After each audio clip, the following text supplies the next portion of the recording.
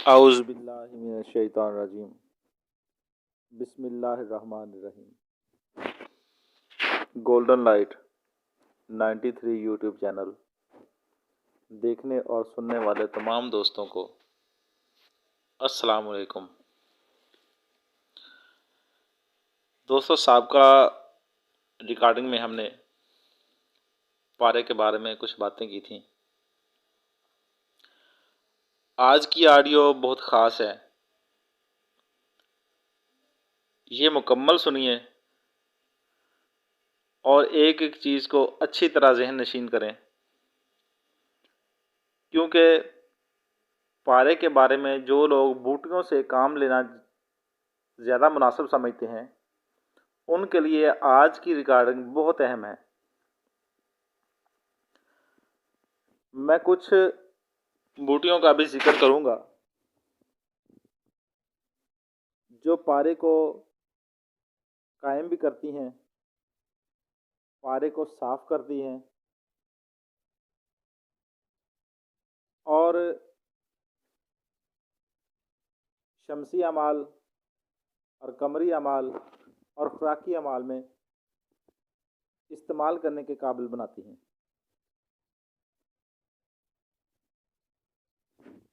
मैं अभी वो बूटियों का जिक्र करूंगा जो तकरीबन आम आसानी से मिल जाएं। शहरों में जो लोग रहते हैं उनको तो शायद मुश्किल हो, लेकिन जो लोग गांव में या देहातों में रहते हैं उनके लिए मुश्किल नहीं है।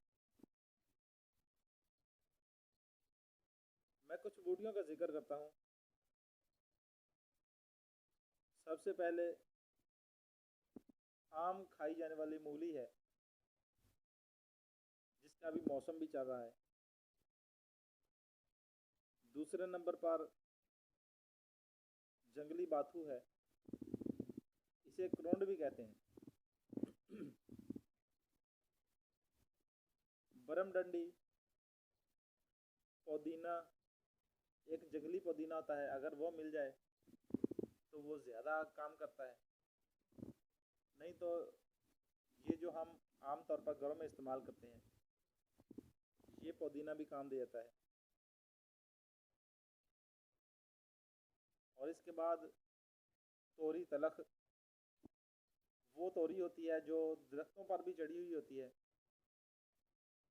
इसका जायका कड़वा होता है। इसके ज़्यादातर बीज पंसार से लेकर लोग इस्तेमाल करते हैं दवाओं में। और कद्दू तलख यानी कि कड़वे कद्दू, ये वो होते हैं जो सन्यासी लोग या जोगी हजरात बीन बनाने के लिए कद्दू इस्तेमाल करते हैं, ये वो वाले होते हैं। इसकी बेल और इसका जो फल लगता है यानी कि कद्दू लगते हैं इसमें, वो सारे आम देसी कद्दू की तरह ही होते हैं, लेकिन ये लंबाई में होते हैं। ये बीन बनाई जाती है इससे। इसका जायका कड़वा होता है। ये आमतौर पर सालन के लिए इस्तेमाल नहीं किया जाता, ये सिर्फ दवाइयों में इसका बीज वगैरह इस्तेमाल होता है। इसके बाद तुकम सुहांजना, सुहांजने के बीज, सूरजमुखी, धतूरे के बीज, धतूरे का डोडा जो होता है, धतूरे के पत्ते, मुकम्मल पौधा ही इसका काम कर रहा है। और इसके बाद अजवैन देसी, मदार का पौधा, अनार, तुहमा, इंद्रायन यानी कि, और इसके अलावा प्याज, सफ़ेद राई और सुरख राई, रतन जोत, डंडा थोर, सरस का पौधा, इसके पत्तों का पानी और इसके जो बीज होते हैं लोधी हालत में, उनका पानी भी। और इसके बाद नीम की जड़ का छिलका, देसी लीमू और गलगल जो होती है, एक खट्टियाँ होती हैं, ये सारी चीज़ें ये जिनका मैंने अभी जिक्र किया है, ये सारी पारे को बड़ी हद तक कायम भी करती है और पारे की कजलियाँ ख़त्म भी करती हैं, इनके पारे को साफ भी करती हैं। इन बूटियों का इस्तेमाल जो है पारे को कीमियागरी के लायक बनाता है। बूटियाँ तो और भी बहुत ज़्यादा हैं, लेकिन ये मैंने वो जिक्र की हैं जो तकरीबन हर बंदे की पहुंच में हो सकती हैं, क्योंकि आजकल ऐसे हालात तो है नहीं कि बंदा हर काम छोड़कर इन बूटियों के पीछे जंगलों में ख्वार होता रहे। अपने घर को भी टाइम देना होता है, अपने बीवी बच्चों को भी टाइम देना होता है, और जो लोग इस शोबे में हैं उन्होंने भी अपनी ये शौक़ पूरा करना होता है। ये बूटियों का तो जिक्र हो गया, लेकिन किसी भाई को ये नहीं पता कि शमसी अमाल के लिए बूटियाँ कितनी इस्तेमाल की जाएँ, कमरी अमाल के लिए कितनी इस्तेमाल की जाएँ और खुराकी अमाल के लिए कितनी इस्तेमाल की जाएँ, ये किसी को भी नहीं पता। और ना कोई जानता है कि पारे को खर्ल करने के लिए क्या तरीका इस्तेमाल करना चाहिए, ये भी किसी को नहीं पता। आज मैं आप भाइयों को बताता हूँ, अगर आपने शमसी काम के लिए पारे को साफ करना है और पारे को कायम करने की ज़रूरत है आपको, तो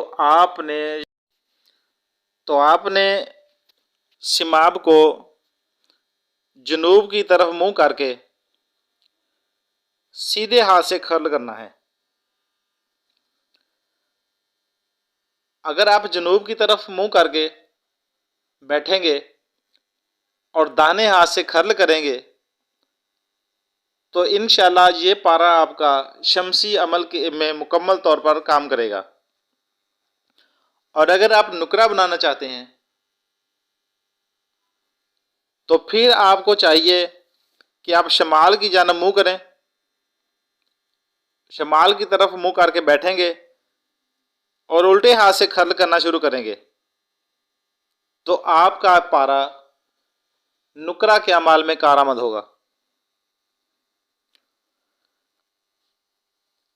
और एक कायदा और भी है, अगर आप शमसी अमल में पारे को इस्तेमाल करना चाहते हैं तो पारे को कम से कम 4 बूटियों में खर्ल करना ज़रूरी है। ये जो मैंने बताई हैं इनमें से आप कोई भी 4 आसानी से मिलने वाली 4 बूटियां ले लें, इनके 4 पानी ले लें और उनमें खर्ल करें पारे को। एक एक पहर खर्ल करना ज़रूरी होता है, और अगर एक पहर का आप बूटी के पानी का चोया भी दें आग पर रखकर तो वो और ज़्यादा बेहतर होता है। शमसी अमल के लिए 4 बूटियों का इस्तेमाल होता है, नुकरा के लिए 3 बूटियों का इस्तेमाल किया जाता है। और अगर आप पारे को गिरा करना चाहते हैं और फिर उसे कुश्ता करके खुराकी तौर पर इस्तेमाल करना चाहते हैं तो इस अमल के लिए आपको 7 बूटियों का इस्तेमाल करना होगा।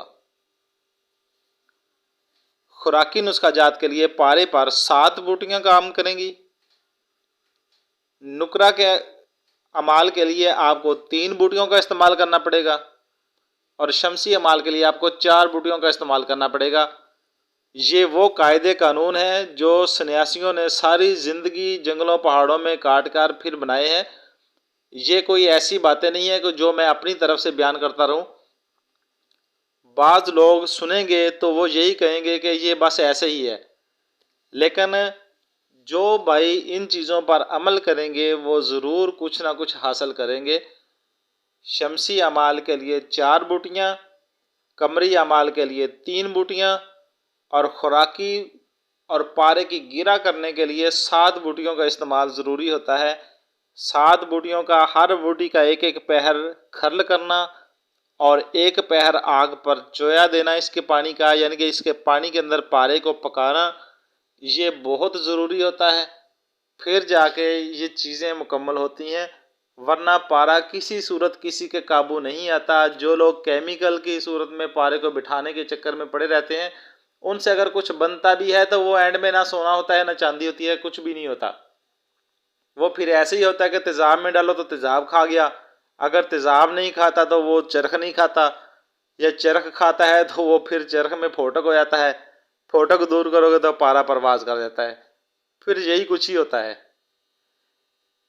अगर आप सही तरीके से काम लेना चाहते हैं तो पारा ऐसे ही काबू आएगा। और ये जो पारा होता है ये अक्सीर बनाता है, बाद में ये तरा होता है धातों के ऊपर। ये नहीं कि ये पारा डायरेक्ट आप दोबारा इसको चरख देंगे तो ये गोल्ड हो जाएगा, ऐसा कुछ नहीं होता।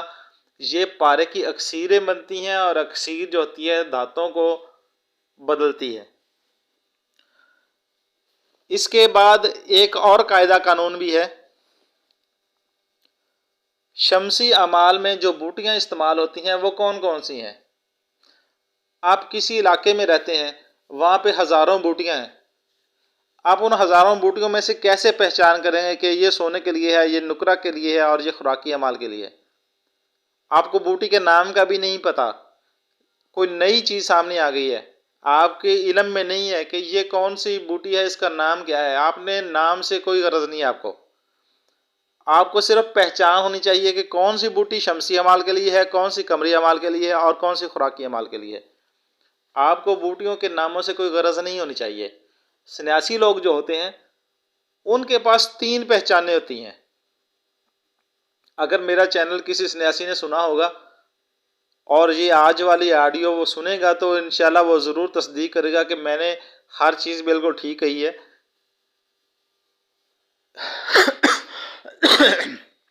ये वो बातें हैं जो सन्यासियों के तो उस्ताद कभी बताते नहीं, अपने किसी खास गुरु को ही बताते हैं।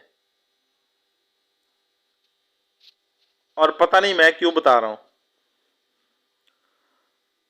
शमसी अमाल के लिए जो बूटियां इस्तेमाल होंगी उनका एक कायदा है पहचान करने का